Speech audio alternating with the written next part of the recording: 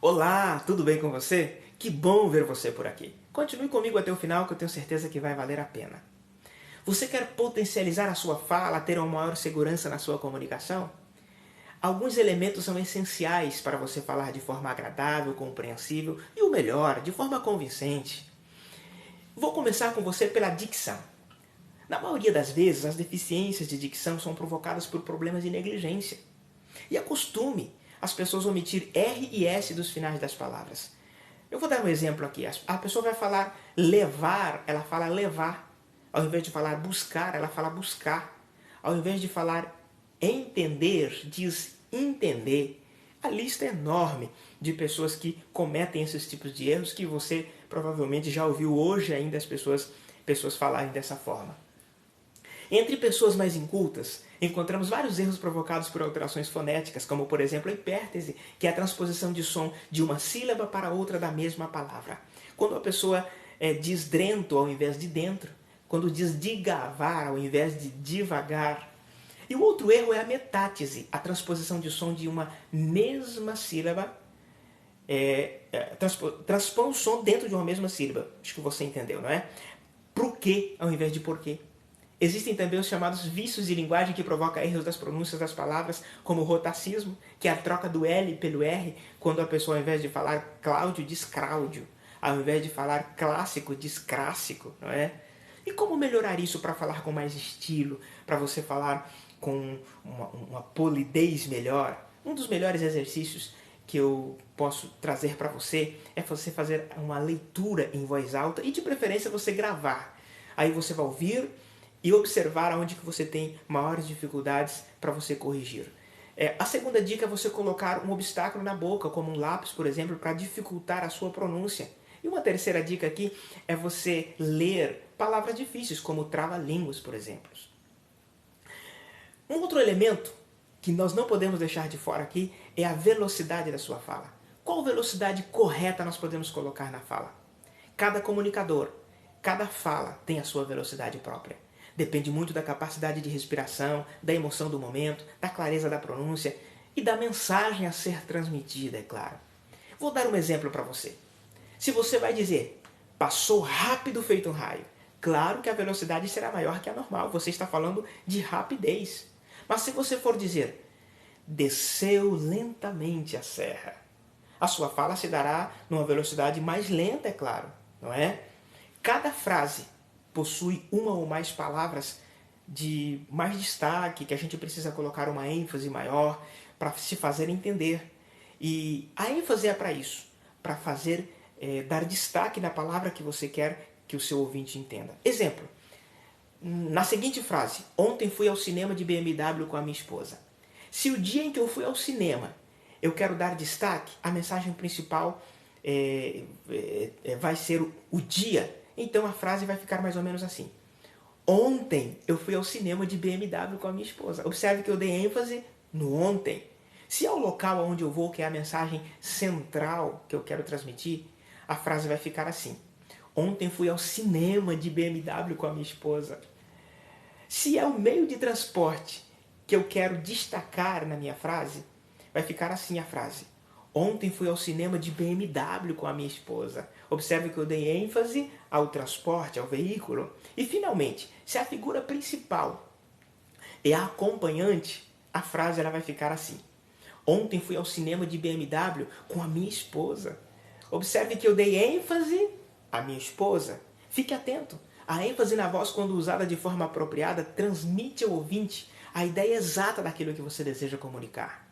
Porém, entretanto, muitos discursos, palestras são interpretados de maneira errada. Sabe por quê? Porque o comunicador põe ênfase numa frase ou palavra que não é apropriada, que não tem nada a ver, ou simplesmente não põe ênfase em palavra nenhuma. E aí deixa a interpretação das palavras a critério de quem está ouvindo. Imagina o quanto esse orador pode perder. E como você usa as pausas na sua fala? As pausas permitem que o orador respire, possa mudar o tom de voz, pense no que vai dizer e permite que o público pense junto contigo naquilo em que foi dito.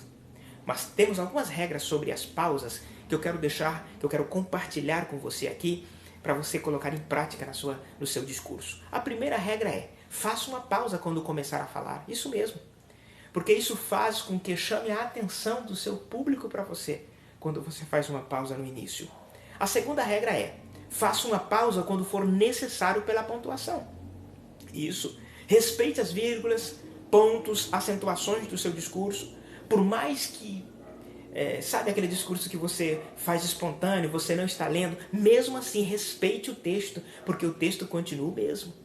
A terceira regra é: quando fizer pausa, faça claramente. Evite ruídos durante a sua pausa. Por exemplo, mexer em folhas de papel, arrastar cadeira, enfim. Evite. Quarta e última regra: varie a duração das pausas. Não faça pausa muito longa, muito demorada. E, se necessário, altere o tempo das pausas quando você vai fazer a próxima pausa. Outra qualidade a se dar atenção é a entonação da voz. Nós sabemos que uma voz tediosa, aquela voz do mesmo nível, é pouco interessante, cansa o público. E caso você tenha percebido que isso já aconteceu ou acontece frequentemente com você, calma, isso pode ser evitado com a prática. O ato de levantar, baixar o tom de voz, vai fazer com que o discurso seja agradável para o público que você está transmitindo a mensagem. Imagine aqui uma fala do mesmo nível, numa mesma entonação. É simplesmente entediante. Então, ao preparar o discurso, trate de desenvolver estas qualidades na sua voz. Coloque em prática. Permita-me chamar a atenção ainda para algo que alguns oradores tentam fazer vistas grossas. E aí eu faço com uma pergunta: como está o seu vocabulário? O vocabulário ideal é aquele que se adapta a qualquer auditório. Sim, aquele que traduz as ideias com clareza, que não tem enrolação e traz uma simplicidade na hora de comunicar. Mas não esqueça, palavras simples não são palavras sem consistência. O conceito de simplicidade que eu trago aqui resume clareza de ideias. E quando você traz algo claro para a ideia do ouvinte. É indispensável que você, como orador, tenha um bom domínio da língua portuguesa. É necessário. É um jeito bom de se aperfeiçoar quando você lê bons livros, quando você aprende novos assuntos. E, ao mesmo tempo, você já vai melhorar a sua língua portuguesa. E o bom comunicador ele deve estudar sempre. E sempre quando for ler bons livros, leia com lápis na mão, leia com o dicionário ao lado. E preste bastante atenção no vocabulário dos escritores, dos oradores. Absorva tudo. Eu disse tudo aquilo que for agregar, que for relevante para o seu discurso ou para a sua comunicação. E para a gente concluir essa aula, eu vou deixar alguns lembretes, alguns cuidados que devemos tomar em nosso vocabulário. Cuidado com expressões íntimas. Por exemplo, ô meu jovem, ô irmão, ô fera, ô amigo. Fica a dica, sempre pergunte o nome da pessoa para você não passar vexames depois. Termos vulgares, droga, panaca, troço, bagulho, não é? Gíria, ferrado, cara, massa, putz grilo, fica frio. Palavras preconceituosas como Catarina, baianada, ou japa. Ou o verbo tar, eu tava na sala, eu tô aqui, não existe o verbo tar. Expressões sem sentido, correr atrás do prejuízo. Deixa o prejuízo correr sozinho.